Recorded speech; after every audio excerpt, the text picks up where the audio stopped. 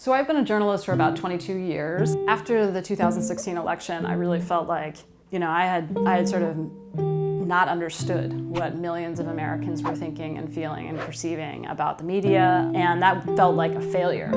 And so I really wanted to take a step back and try to think about, is there something that we could do differently?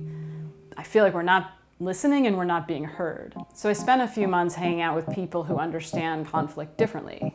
Conflict mediators, psychologists, lawyers, rabbis. And what I found is that they have this whole book of tricks that most journalists never learn, that are healthier and more interesting, actually, than the ways that most journalists cover conflict. Instead of doing yet another story about a debate over the border wall, do a story about how this community has handled the border for the past 200 years. Widen the lens so it becomes an inquiry again instead of just two sides yelling at each other.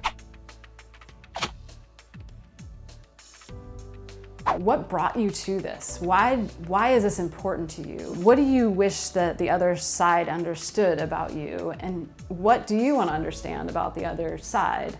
So it's like truly more interesting to ask questions like this than to just, what's your position? What are you going to do about it?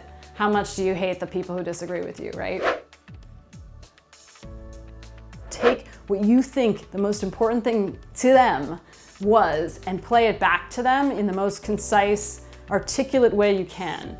And what happens are two important things. First, they correct you if you got something a little wrong, which happens more often than most journalists think. And secondly, when you do this, people feel heard.